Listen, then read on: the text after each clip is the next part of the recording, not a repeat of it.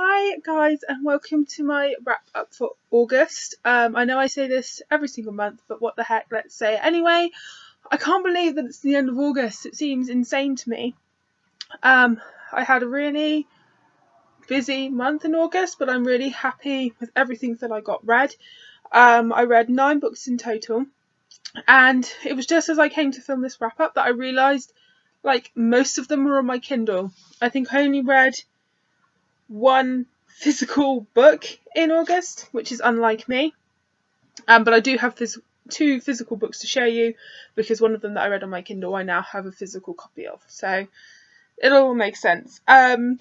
So let's start this wrap up. As you can probably imagine, most of the covers I have to show you, I will show you on my iPad, because obviously otherwise you wouldn't get to see the lovely covers. So the first book that I read in August was probably the one I was the most excited for, and that's the 3rd book in the Hades Hangman series by Tilly Cole. If you have not checked out that series and you're a fan of MC sort of romance novels, you have to check this series out, guys. I'm not even kidding. And that's the cover of the 3rd one.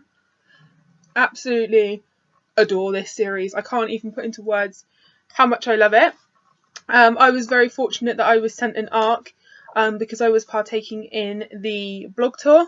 So I'll leave the link to my blog tour post down below. There's lots of excerpts for you to read and things like that. But yeah, absolutely 5 out of 5. It was absolutely amazing, and I can't decide what my favourite book in the series so far is. But this one was just so amazing. It met all my expectations. I absolutely loved it. So yeah, check out this series if you haven't. I actually paused the book that I was reading to start this, which I never do. I always finish what I'm currently reading before I move on to something else. But with this, I actually did pause. I was 70% of the way through Guilty Pleasures by Laurel K. Hamilton. And I paused this to read Soiled and Fractured, and then I went back to this. I have actually already put up my review for this. It should be in the sidebar somewhere. This was a buddy read with Rob from Rob's Reading Roundup. I did enjoy this, but I don't know. I had really mixed thoughts on it. I kind of liked that there was no romance in it, because it was like completely different. But then on reflection, it kind of reminded me of Nearly True Blood. I don't know. I still sort of have mixed thoughts. I think my rating is somewhere along the 3.5, 3 mark, somewhere along there. The next book that I read is the one that I read on my Kindle, but I now have a physical copy of, and it's The Prince and I by Karen Hawkins. And I absolutely adored this. I read the first book in this series, The Prince Who Loved Me, a couple of months ago. Absolutely fell in love with Karen Hawkins' writing style and her characters, so I was dying to read this one, and it didn't disappoint me. The Prince Who Loved Me was a sort of Regency retelling of Cinderella, and this is a Regency retelling of Robin Hood, and it was adorable. If you are a historical or Regency romance fan, highly recommend checking out this series, and I will be checking out Karen Hawkins' other series. I'm just sort of debating at the moment whether to buy them on my Kindle or to sort of get the paperback so that they go with these. But yeah, I didn't realise she'd written as many series as she has. It's not loads, but we're not talking the amount of Stephanie Lawrence, but she's written a fair few, so I don't quite know where to start. But yeah, really, really loved this one, and I gave it 4.5 out of 5, I think. Really, really enjoyed it. The next book that I read was The Spaniard's Kiss by Nina Croft, and it looks like that. And I didn't really enjoy this one. I found it kind of boring, and to be honest, I was thinking about this. I can't really remember how it ended. Basically, it hasn't left any sort of impression on me whatsoever. So kind of disappointing, but I've written down that I rated it 2 out of 5. So there's that one. So yeah, just hasn't really left a lasting impression. Could have been better. Then I read Everything by Nicola Yoon, and I wouldn't say high expectations for this one, but I've started to hear really, really good things. So when I was accepted to read it on NetGalley, I decided to read it this month, and I found myself having a lot of issues with this book. I don't know, the NetGalley copy seemed to be formatted kind of weirdly. It seemed to, I think they're supposed to have lots of inserts, like pictures and things like that, but they didn't come out very well in the galley, and so I think that sort of made the reading experience of it a little bit disjointed. But I just felt that it was very underwhelming.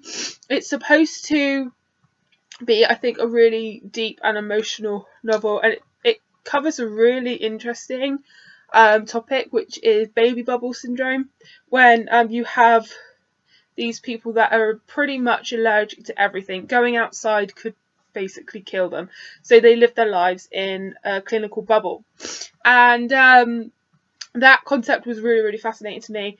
So this girl has basically lived in her house all her life. She doesn't really remember ever going outside, and her brother and her father were killed when she was young, so it's literally just her mum and her. And then this new family moves next door, and she really starts to fall for the guy next door. And I just felt like that side of things, the falling for the guy next door, was far too rushed. It wasn't developed well at all. And then the syndrome and things that it could have really focused on. I don't want to spoil anything, but I didn't wow me the way I wanted it to. I wanted it to really affect me and really make me think. And in the end, it didn't do that for me. And I was a little bit disappointed, not gonna lie. I'm thinking of still picking up a finished copy so that I can reread it and just see if it was maybe the galley as well that was off-putting, and just try and reread it at some point. I don't know when, but I am thinking of doing that. So yeah, that was a bit disappointing, and I gave it 3 out of 5. Then I read Affair Royale by Nora Roberts. This is the first book in her Cordina's royal family, and it's about Princess Gabriella, who was abducted, and she has escaped her abductors, but she has amnesia. She can't remember her life, she can't remember her family, and so her family get a family friend, an American, Reeve McGee, to sort of be her bodyguard, and there's sort of a romance there, and it's as well as trying to find out who kidnapped her, stop them from kidnapping her again, as well as getting her memory back. And I didn't enjoy this as much as some of Nora Roberts' other books. I do have the other books in this series, and I am still going to continue it, but I expected to like this a bit more, because this is the sort of novel by her that I enjoy, the sort of family saga side of things where each member of the family gets their story. That's normally my kind of thing, but I don't know, something about this one was just lacking, and I seem to have given it 2.5 out of 5. I think it probably leans more towards the 3. But yeah, there's that one.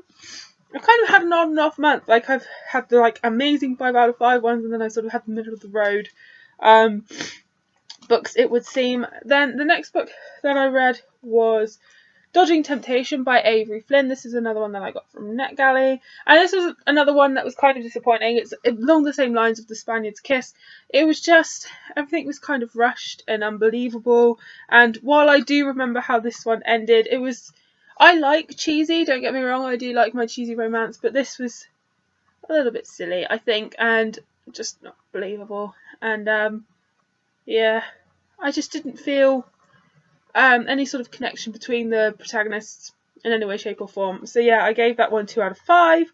And then the next book that I read was Sweet Home by Tilly Cole. I was sort of missing the Hades Hangman series, because the next book in that series won't be out for ages. So I wanted to check out Tilly Cole's other stuff, and this is actually new adult. The Hades Hangman is adult. And I really, really enjoyed this. It's about a British girl called Molly who goes to America with her professor. She's basically her teaching assistant, and she already has her degree. She's working on her master's, and then she's going on to study her PhD. And she goes there and she meets Rome, who is Alabama's quarterback, and they're both instantly attracted to each other, but they are kind of opposites, but they have more in common than you think. Everyone envies Rome. They think he's this sort of obviously really popular. He's a popular guy with the ladies. Like, guys want to be him, girls want to do him. Everyone's envious. His family own, a lot of oil, and everyone's sort of envious of his life. But little did they know that his family are actually very sort of abusive towards him. He doesn't really have a family life, and he's always been sort of at the end of his parents' abuse. Molly has no family. Her mum died giving birth to her, and her dad committed suicide when she was 6. And then her only other family member, her nan, passed away when she was 14. So she has no one. And these two seemingly completely different people meet, and then they just become each other's lives, essentially. And I really, really enjoyed this. I didn't enjoy it as much as her Hades Hangman series, but I did really, really enjoy it. I did miss the fact that we only had Molly's point of view in this book. And there were definitely times when you needed Rome's point of view to know what's happening, to see what he's thinking, why he does certain things. So that definitely was lacking. I gave it 4 out of 5, and then I immediately read Sweet Rome, which is the same story told from Rome's point of view. So it is a little bit repetitive. That's why I think it would almost have worked better if you had alternating chapters in just Sweet Home, because then you're not reading the same story twice. Well, you kind of are, but it's not. It's hard to explain. It just seems to work better when you just have the one book and you have the alternating points of view. It works better for me anyway. I just think then. Thank you very much, Mr. Motorbike. I really, really needed that right now, right at the end of my video. Thank you very much. I just think it would work better if you had the alternating chapters. That's how I normally like my new adult novels anyway. And I also gave this one 4 out of 5. I really enjoyed it, and I'm definitely going to be checking out more of Tilly Cole's books other than the Hades Hangman series. So that's everything that I read in August, guys. If you've read any of these books, or if I've added any of them to your wish list, let me know in the comments down below. I always love to know. Thanks so much for watching, guys, and happy reading.